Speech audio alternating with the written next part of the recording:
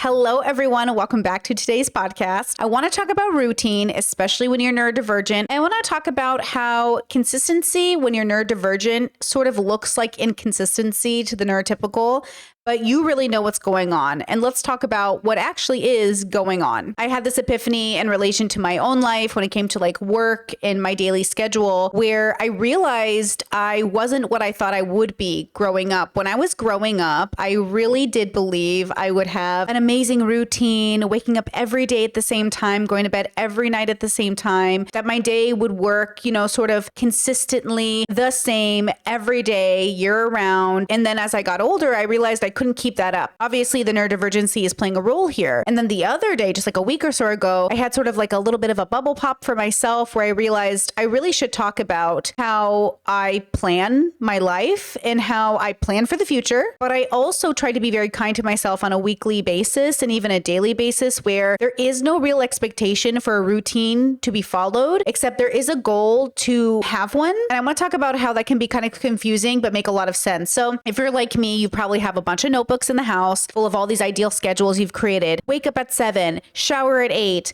this, so on and so forth. You probably have this big, beautiful list of all the ways your day is going to go perfect for you. You're going to get your workout in and your work in and your sleep and everything's going to go great, only to realize it doesn't work out that way. You aren't in a movie or a TV show, but what you do is you show up for yourself, which is the consistency. So I noticed for myself, I have this ideal wake up time and bedtime, but that ideal bedtime and wake up time changes frequently. Sometimes it's, I really want to wake up by 8. And sometimes I really want to wake up by 9. And sometimes I really want to wake up by noon. And I remember at one point in my life, it was like, I really want to wake up by 2 p.m. because I was working more nights.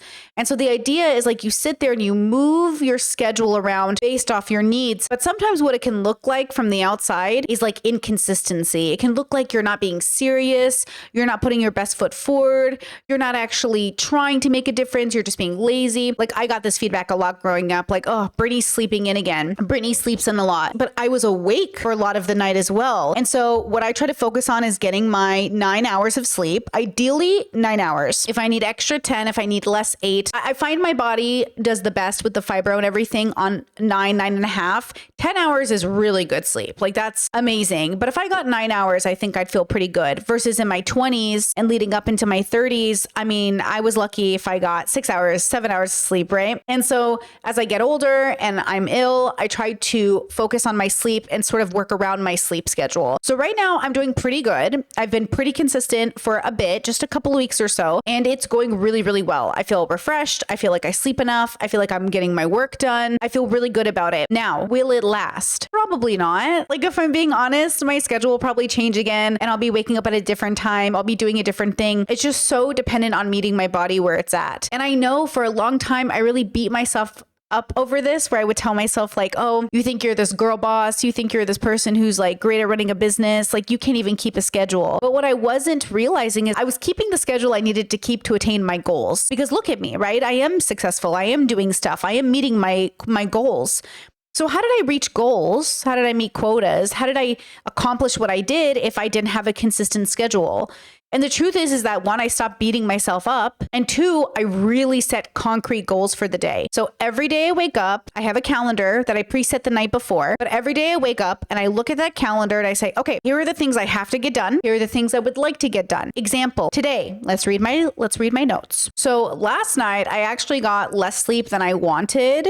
And I got 7 hours and 15 minutes of sleep according to my phone. It's not exact, but it's a good guesstimate. Went to sleep at 2:10 a.m., stopped using my phone, and I woke up at 10 a.m., which is the latest time in the morning I can get up with this schedule that I'm doing right now. Ideally, my wake up time would be 9, but 10 is the latest I can get up. So I woke up at 10, had my coffee, and went straight into work. It's 5:32 p.m. right now, and I have, according to my calendar, already written some things off. Had breakfast, had a coffee, had 2 calls, and now filming the podcast. Oh, and I edited and uploaded my BoJack Horseman for membership video. And then we'll have book club later tonight. And book club will end about 10, 11 p.m. my time, which is again my bedtime. So then I'll go to bed again, start the cycle all over again. Between 11 and midnight is my goal for falling asleep. But lately I've been having like a desire to push my bedtime further and further, which is dangerous because once I start getting into the habit of pushing my bedtime further and further, then I'm waking up later. So one of the things I'm doing to mitigate that is making sure I wake up no matter what in the morning when I'm supposed to. So I'm tired by that 11 to midnight hour. And the idea behind this is that I find myself the most functional at the moment with this schedule. It will change though. And the idea is not to put too much stress on the fact that it will change, but to embrace that I can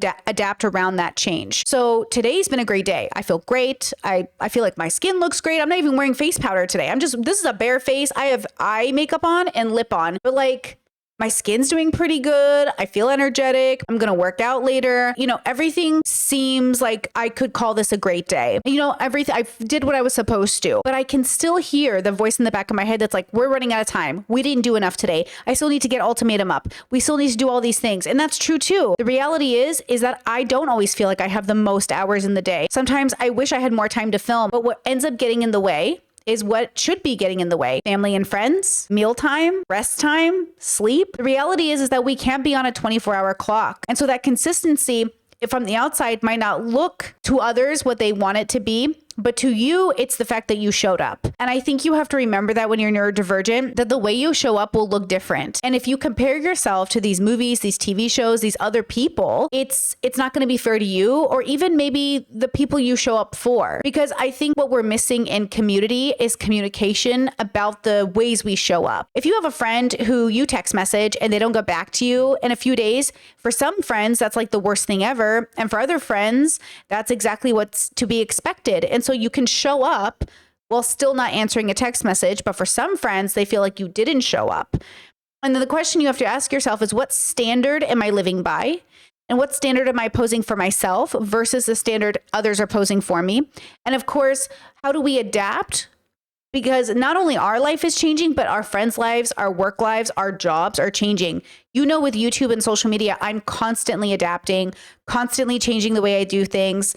I'm never going to have the same way I do content because it's just not going to always be the same way the industry does content. And so for me, I'm always about adapting and moving forward. And though that growth spurt is really uncomfortable for a lot of people, it's going to look like consistency in the end because you're still around.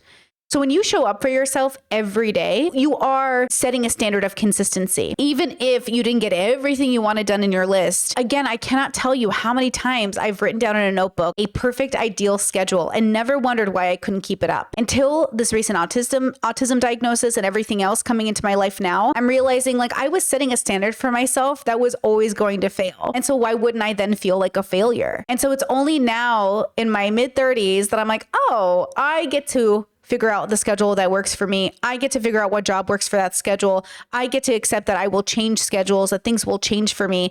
But more than that I'm actually asking myself, hey, where are you at? What can you do today? Because as much as it feels like a default reaction to just beat yourself up, it's not the good decision to make. And I think it is rooted in trauma ultimately and living up to standards that were never meant for us.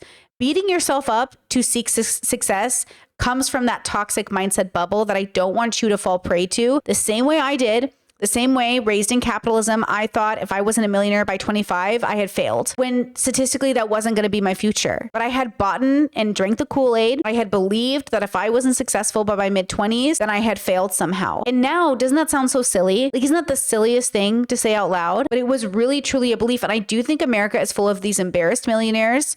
I do think a lot of people who are ADHD, autism, and all these things are struggling to keep up with this capitalistic game. And they're wondering why they're failing. When you're not failing, you're just not playing the game that you're going to be good at. And I want you to be really good at the game. And it's really going to depend on your journey. The Discord and I just learned about Temple Grandin. You never get cured of autism. But what you do is you learn better, you learn more and more things. Well, I didn't speak until I was 4.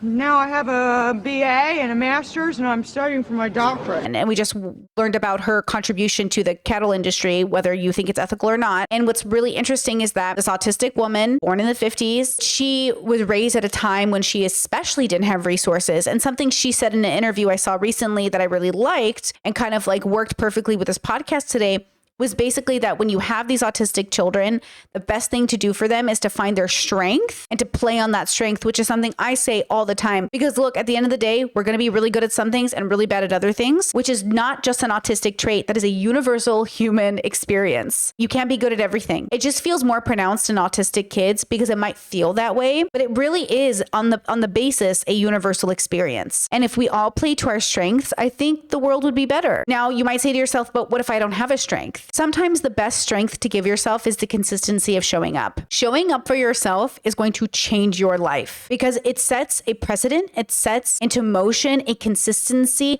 that's not going to just impact you, but everyone around you. I mean, they always say, right, until you love yourself, you can't love anyone else. Until you start showing up for yourself, you're not going to be able to show up for others, or at least not without, scratch that, skirt. You're only going to be able to show up for others at the expense of yourself, which is a very common experience of older sisters, aunties, women in communities. If you're AFAB, people who under patriarchy, we're sort of expected to be these caregivers. You're expected to show up for other people at the expense of yourself. Let's say you're a traditional man in a traditional male role. You might feel like you're expected to provide when maybe playing to your strength is not in the provider role. And this is why we have to deconstruct gender as well, because as much as this podcast started off in the beginning talking about routine, it ends with the reality of where does that routine and expectation of routine come from? It comes from gender, culture, patriarchy, expectation, and made up constructs. So if the construct isn't working, we need to deconstruct and reconstruct it. If you feel like you are whatever gender you are, and that gender has to play a role, and that role isn't meant for you, deconstruct gender. So many men who want to be men, are doing themselves a disservice by not playing to their strengths because it doesn't fit into the mold of what it means to be a man. And all of us, whether we're non-binary or queer or think we've deconstructed, if you come to me and say, I feel like I have to do this because of XYZ, how are you not also just playing into that construct? Now, we all have to do things as community members. We have to be good to each other. We have to be good to the environment. We have to be good, neighbors and all these things. We have to be good at these things, but that good shows up in different ways as well. Not everyone's going to be a good neighbor in the same way, but as long as you're being good, I think that's kind of the point. And I think that's the pressure we put on ourselves is which construct do we adhere to and which one are we going to die by? I would like to die by one that fits into my value system or one that can at least work with it. So regardless of my gender, I will play to my strength. Regardless of my gender, I will seek my passions. And regardless of my passions, assuming they're ethical, I will turn them into a living, which I did. I turned my passion into a living. And because I was able to do that within my values, I'm able to show up for myself every day. The consistency comes with me always saying yes to my values and no to anything that tempts me out of them. Now, it's not perfect and you won't be perfect and I won't be perfect. And this is why we reduce harm, we harm reduce. We look for ways to do the things we want to do in life with while causing the least amount of harm to ourselves and harm to those outside of ourselves. I think sometimes at the expense of ourselves, we try to help people, help the world, help everybody else, which is so wonderful in some ways, but not at the detriment of the self. So if you are making a routine, create it in conjunction with your joy. So I always think of that opening scene in The Proposal where Ryan Reynolds is getting ready and he's just like hating his job and he spills the coffee on himself and it's just a mess. And then they move over to Sandra Bullock, who's like having a great morning. She's very like into her business and very perfect and everything is great. And I always thought to myself, that's who I want to be. I want to be Sandra Bullock. But what's the point of that very badly written movie? That neither of them are happy. Neither of them are in their joy. Neither of them are showing up for themselves. They're showing up for the expectations of everybody around them. And no, they were not compatible. And yes, that movie was very silly. And yes, I still enjoy watching it. But it makes no sense. They shouldn't have been together. And she exploited her employee so she could get a citizenship. It makes no sense. Nothing about that movie makes any sense. But the point is they sure make it look nice, especially when you don't know the details. Same thing with Devil Wears Prada. Looks pretty nice until you learn what you have to do to be her, Miranda, until you learn what you have to do to be at the top. I couldn't do what you did to Nigel, Miranda. I couldn't do something like that. You already did.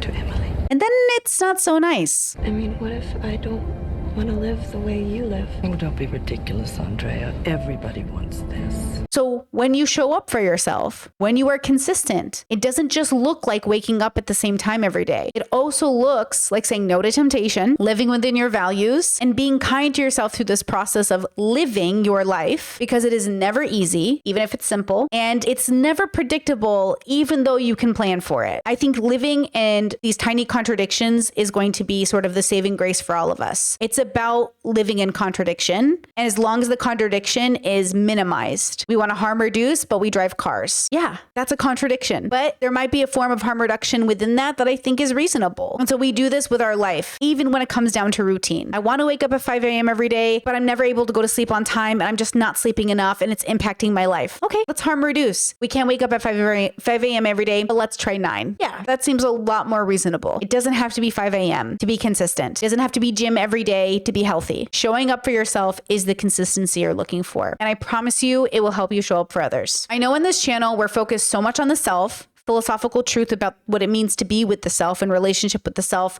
But please remember that the goal of my work personally, especially my special interest of people, is to know how to be with people, to be in community, to do right by people. Ultimately, I want to be the best version of myself so I can be the best version for my friends and family, for the world around me. It's not just about me, ultimately. It's not just about you, but how we show up is going to look different. I think when I talk about my work and what I think it means to be a person, it can just sound really individualistic, pull yourself up by your bootstraps, but I know that's not what I'm really trying to say to you. And I just want to say it again out loud. You can't pull yourself up by your bootstraps, but you really can do a lot by yourself thanks to your community. And that is, again, the positive symbiosis we're looking for. That sounds like a contradiction. We can't do anything alone, but you can do so much alone thanks to your community, thanks to the world, thanks to technology, thanks to advancement, thanks to medicine, thanks to education. We do so much better as individuals because we have community. And the community does so much better as individuals become stronger and healthier and more consistent in their lives. So remember, if you're watching my work and you think Brittany's just one of those people that thinks like it's all about the individual, when it comes to your relationship with self, yes. When it comes to your relationship with everything outside of yourself, no. We need the world. We need ourselves. We need to learn how to have a positive symbiosis with that. And something as simple as your everyday schedule is absolutely in conflict with these things. Because we do have to show up to work, which is our, where our community lives or works. We do have to show up and people rely on us. We do have to wake up on time. We do have to be well rested. Something as simple as when you wake up impacts so much more than we can imagine. It impacts traffic for the day. It impacts your family's life, how much your kid sees you in the morning before you're off to work, how much your family gets to hear from you, depending on when you're going to bed. And if there's a time difference like there is for me, when you wake up and when you go to bed, it really says so much more about your life. But I think we just take it for granted because it's so casual. Wake up, go to bed, wake up, go to bed. But for me, what I realized is that when I get up, it dictates kind of how the whole day goes. And it dictates all of my opportunities to do all of the other things I want to do, like connect with family, connect with friends. So all of this to say, routines might seem simple and might look easy, but they're actually very hard to maintain. So adapt when necessary and don't beat yourself up because it's not going to help you and it's not going to help others. With that said, leave your comments in the sections down below and I will see you next week. Bye-bye. In my head, in real life while in bed, my belly's being fed and I'm okay. I'm just fine, yet all I do is whine. Not to you in my mind, cause I know I don't make sense. I've been nothing but blessed, so why's my life a mess? Please tell me, cause I'm sick of thinking, yeah, I'm sick of reaching out for the truth and living life as a fool.